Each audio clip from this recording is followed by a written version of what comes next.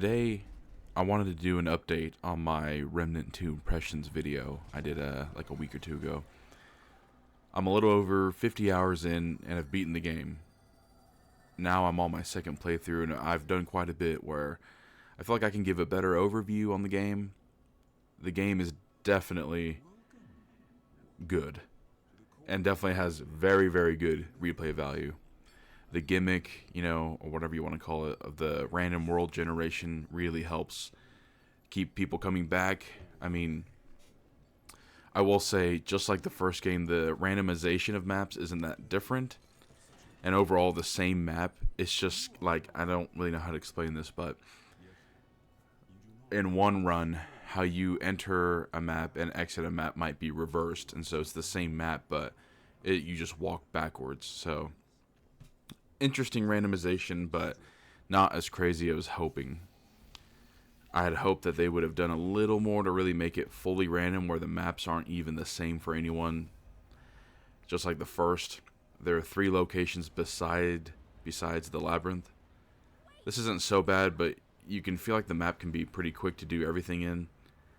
And I say that as overall, each map has like 1 or 2 open areas, really just one. And it's got a few dungeons, but besides that, it's very linear, and you can get through it pretty quick, especially after you've kind of set your character up and built them up. Yeah, you'll be flying past through. The labyrinth is also different this time. In the first one, you go to the labyrinth a few times, and it's just to get to a different area. But this time, there are actual enemies and more things to explore, like, puzzles and stuff. I will say, of the maps, my least favorite is Nerud at this time, solely due to the poison fog mechanic they have. Like, it literally just annoyed me and didn't even feel like a challenge. What I'm referring to is, on Nerud, there's a poison fog that covers the edge of the map. And it almost seems like there's hidden stuff, but your guy will keep throwing up until you die, and so you have to basically keep dodge rolling to get anywhere, and that's where you get the engineer class and the technician armor. And it was just, I don't know, I was just like, this doesn't feel... Also, it's not like there's a bunch of rewards in the fog, and so it's like, really? You had to do this for the whole map? That's, okay. Also, sorry, my allergies are hitting pretty bad. When I think of my favorite map, it would be Losum.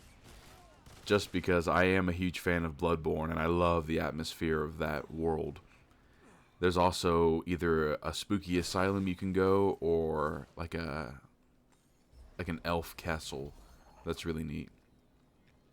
It's good to see Yeisha again, because I think it's been like 20 or 30 years, but now the route has taken over, so it's very different from how you saw it in the first game. I found most of the puzzles fun.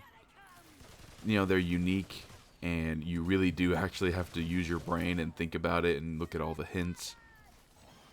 I enjoy that there's more puzzles this time, and they actually give you good rewards. It's not like you solve this annoying-ass puzzle and you get something stupid, like scrap. No, it's like you're getting a nice weapon or something.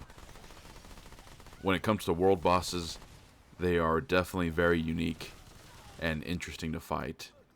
Quite a bit of the bosses have an alternate way you can kill them for a different reward. Now, the first game did something very similar, and this game does it, and quite a bit of the bosses actually you can do that with. And so it's always unique to run through the same boss and then see if you can get that alternate kill.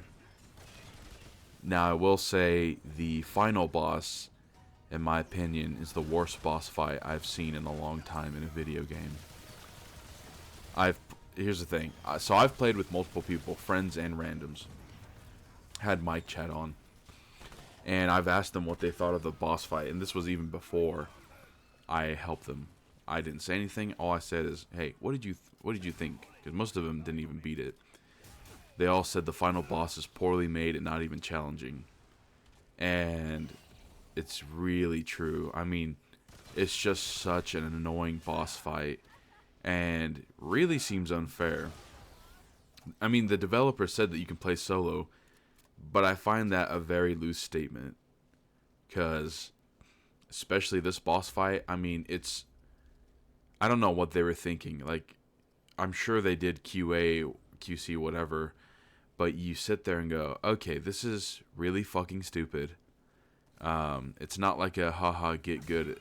It's like, no, this is ridiculous. And having played with other people who said the same thing, it's like, okay, so I'm not the only one. Like, all the other bosses, yes, they're hard, and you got to kill them in a certain way, but holy shit, that last one is just so fucking stupid. Also, a lot of things feel like they were clearly meant for co-op play. Like, quite a bit of the bosses also can't focus on multiple players at once, and so you can just easily cheese them with more than one person.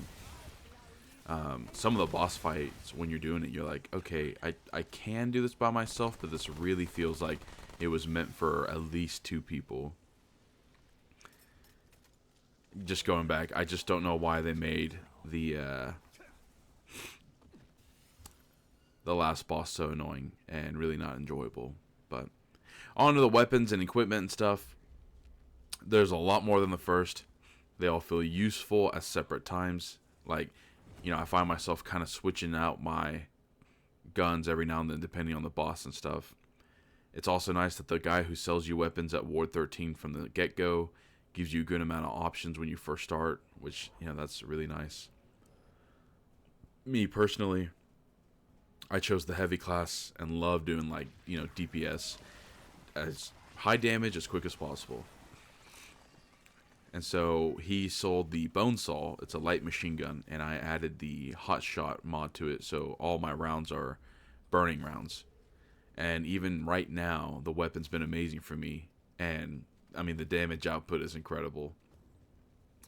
I mean, there's also good weapons, such as like the boss weapons you can craft.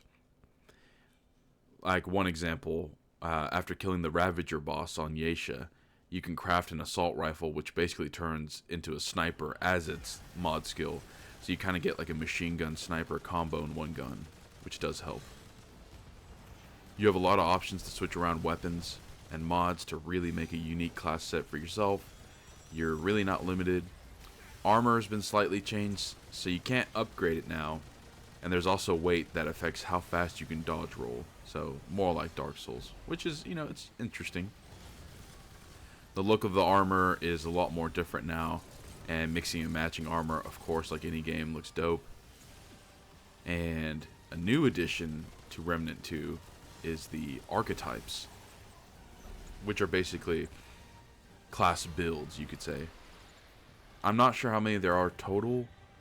I know one called the Archon is a hidden one that is hard to unlock. I've kind of looked into it, but it's some data miners found it, and that was the point, stuff like that. You got to be wearing like specific shit to go find it.